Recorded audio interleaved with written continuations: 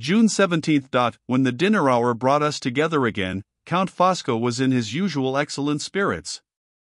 He exerted himself to interest and amuse us, as if he was determined to efface from our memories all recollection of what had passed in the library that afternoon.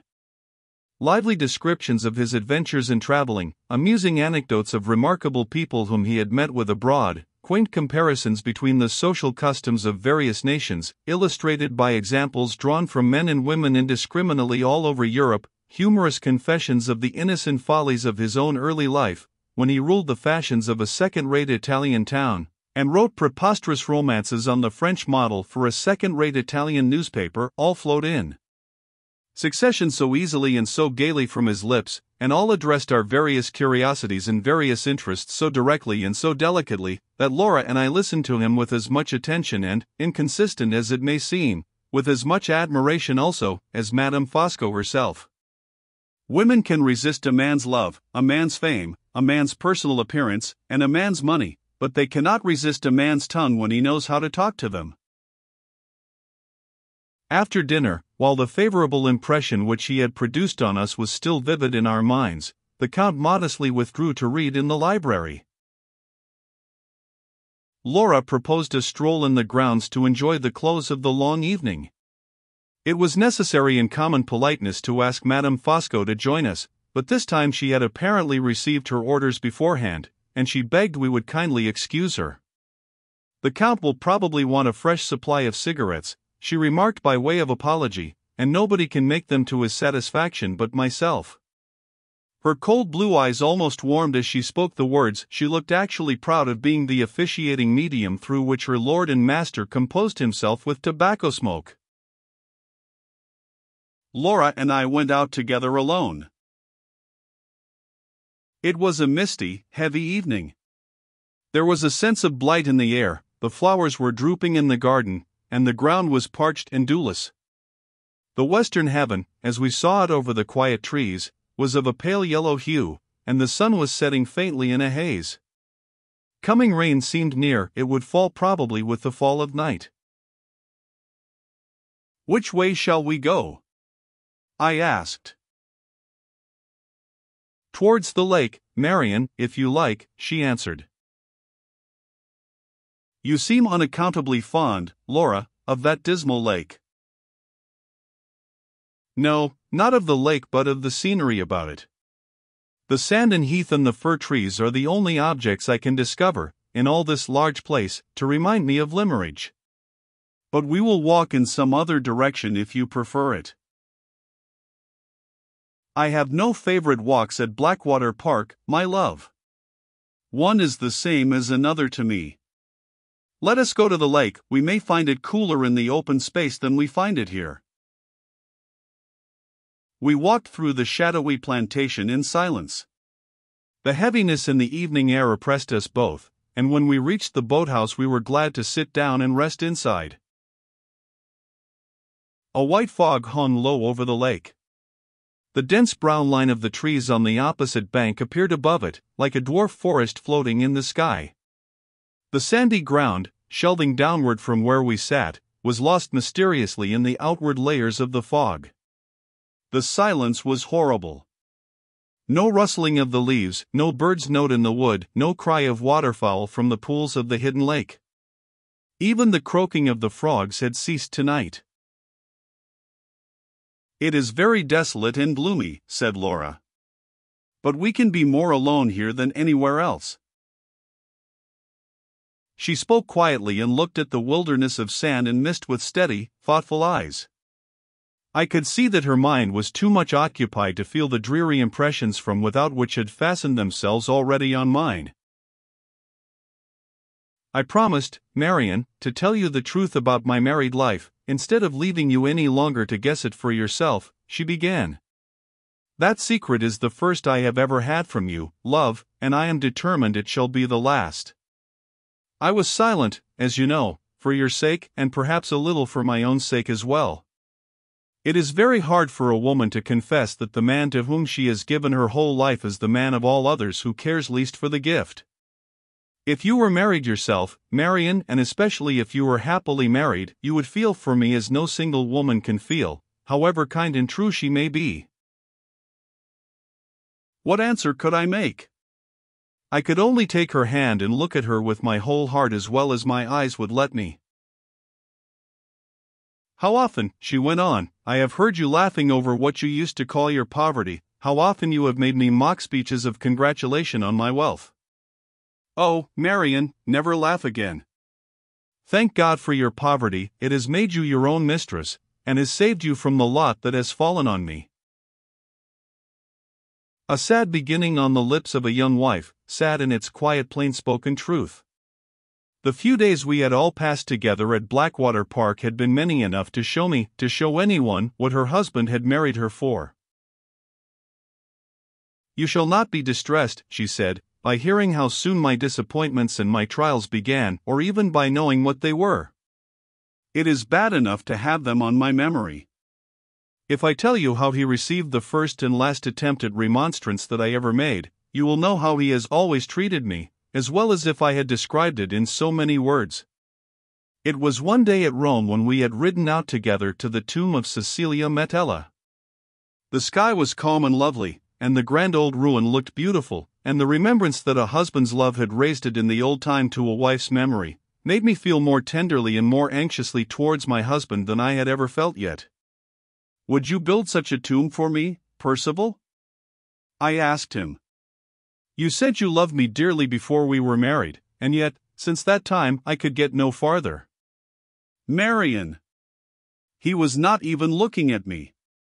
I pulled down my veil, thinking it best not to let him see that the tears were in my eyes. I fancied he had not paid any attention to me, but he had. He said, "Come away," and laughed to himself as he helped me on to my horse. He mounted his own horse and laughed again as we rode away. If I do build you a tomb, he said, it will be done with your own money. I wonder whether Cecilia Metella had a fortune and paid for hers. I made no reply. How could I, when I was crying behind my veil? Ah, you light-complexioned women are all sulky, he said. What do you want?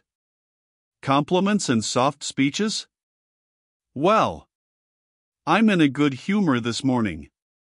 Consider the compliments paid and the speeches said. Men little know when they say hard things to us how well we remember them, and how much harm they do us.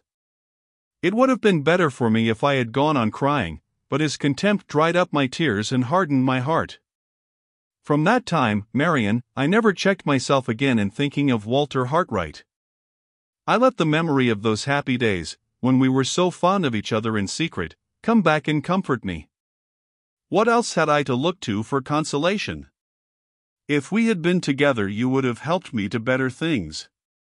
I know it was wrong, darling, but tell me if I was wrong without any excuse. I was obliged to turn my face from her. Don't ask me. I said. Have I suffered as you have suffered? What right have I to decide? I used to think of him, she pursued, dropping her voice and moving closer to me. I used to think of him when Percival left me alone at night to go among the opera people. I used to fancy what I might have been if it had pleased God to bless me with poverty, and if I had been his wife. I used to see myself in my neat cheap gown, sitting at home and waiting for him while he was earning our bread, sitting at home and working for him and loving him all the better because I had to work for him, seeing him come in tired and taking off his hat and coat for him, and, Marian, pleasing him with little dishes at dinner that I had learned to make for his sake. Oh! I hope he is never lonely enough and sad enough to think of me and see me as I have thought of him and see him. As she said those melancholy words, all the lost tenderness returned to her voice, and all the lost beauty trembled back into her face. Her eyes rested as lovingly on the blighted, solitary, ill-omened view before us, as if they saw the friendly hills of Cumberland in the dim and threatening sky. Don't speak of Walter any more, I said, as soon as I could control myself. Oh, Laura, spare us both the wretchedness of talking of him now.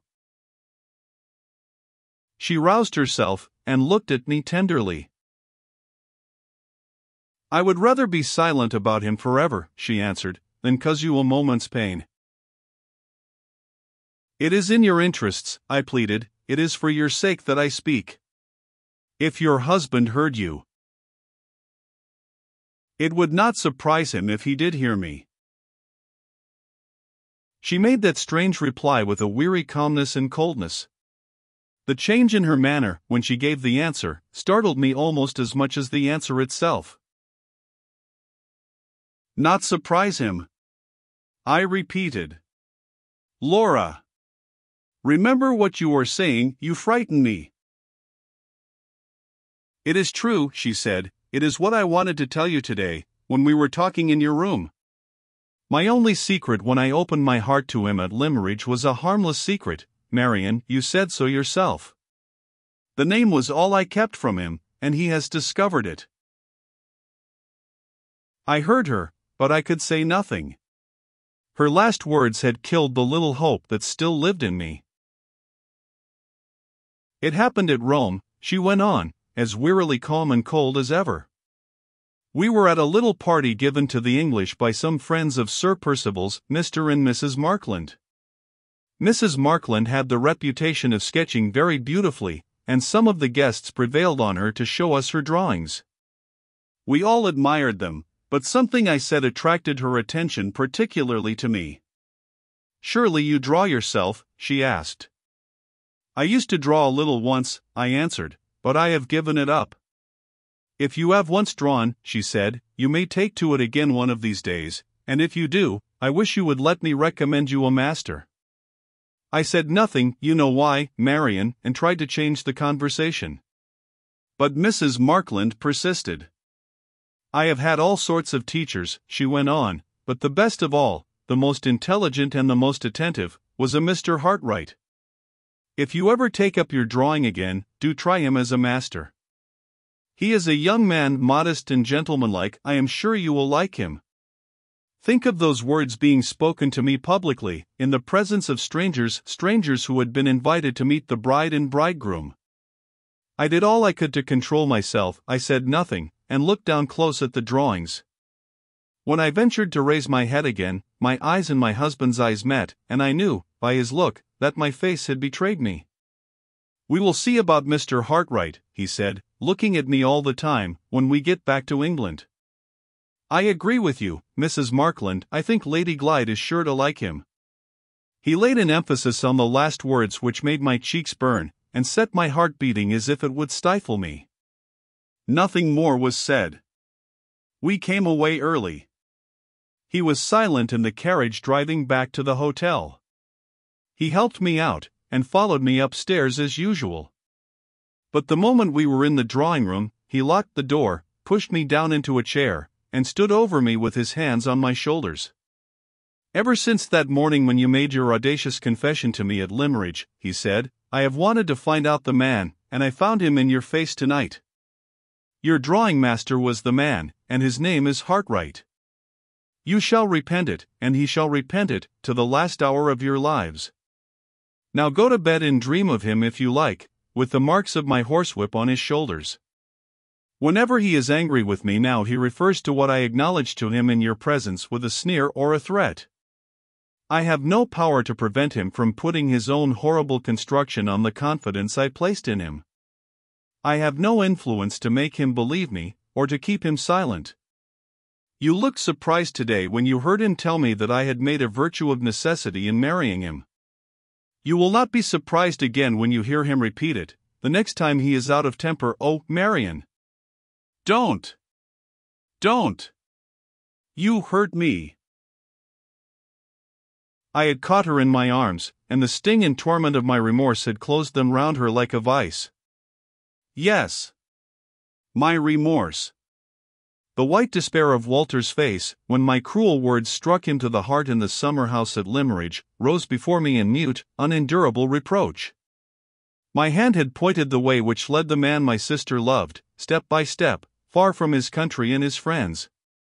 Between those two young hearts I had stood, to sunder them forever, the one from the other, and his life and her life lay wasted before me alike in witness of the deed. I had done this, and done it for Sir Percival Glyde. For Sir Percival Glyde. I heard her speaking, and I knew by the tone of her voice that she was comforting me, I, who deserved nothing but the reproach of her silence. How long it was before I mastered the absorbing misery of my own thoughts, I cannot tell. I was first conscious that she was kissing me, and then my eyes seemed to wake on a sudden to their sense of outward things, and I knew that I was looking mechanically straight before me at the prospect of the lake. "It is late," I heard her whisper. "It will be dark in the plantation." She shook my arm and repeated, "Marion. It will be dark in the plantation." "Give me a minute longer," I said, "a minute, to get better in." I was afraid to trust myself to look at her yet, and I kept my eyes fixed on the view. It was late.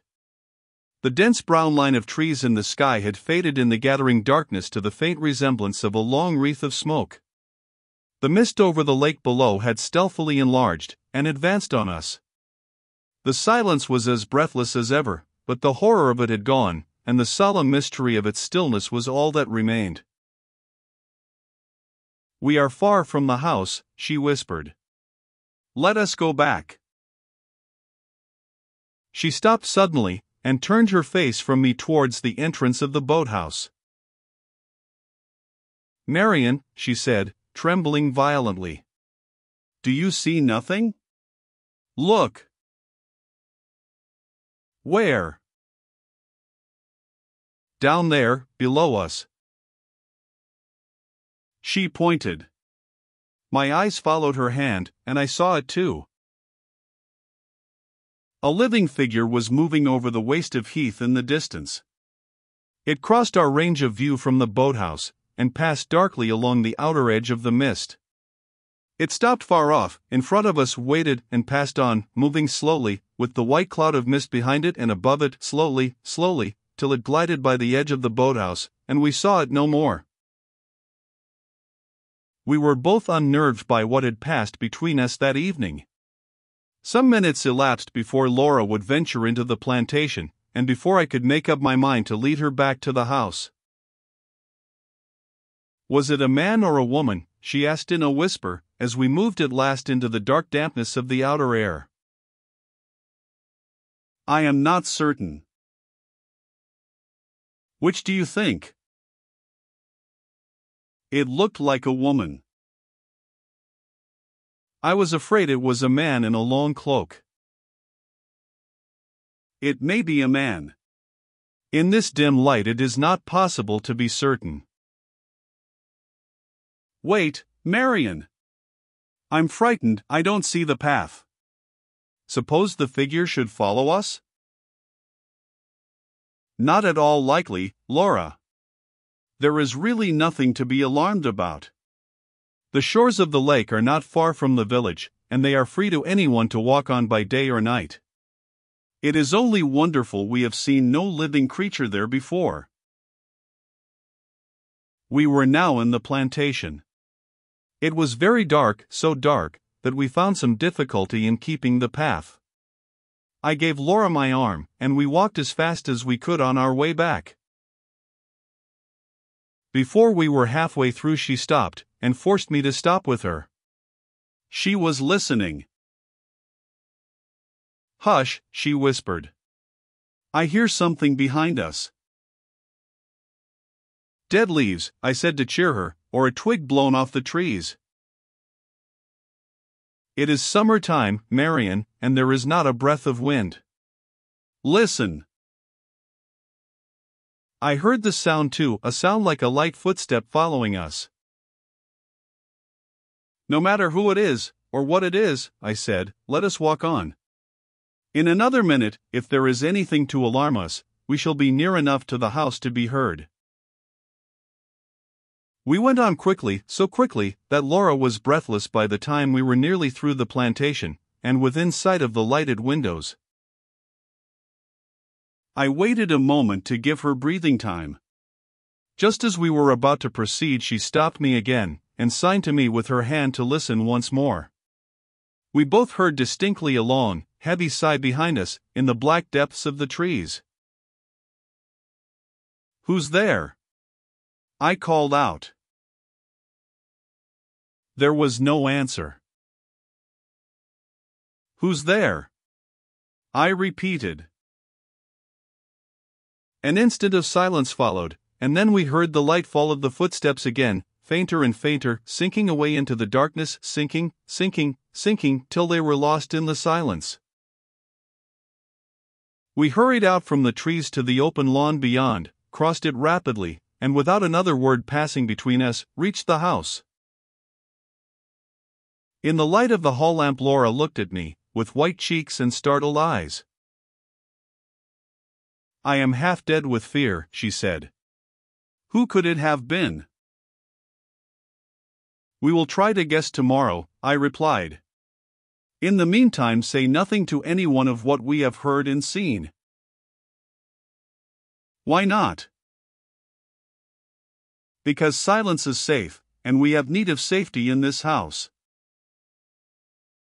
I sent Laura upstairs immediately, waited a minute to take off my hat and put my hair smooth, and then went at once to make my first investigations in the library, on pretense of searching for a book.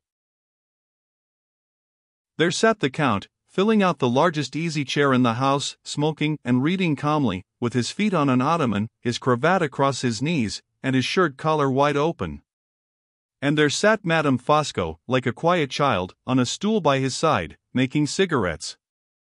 Neither husband nor wife could, by any possibility, have been out late that evening, and have just got back to the house in a hurry.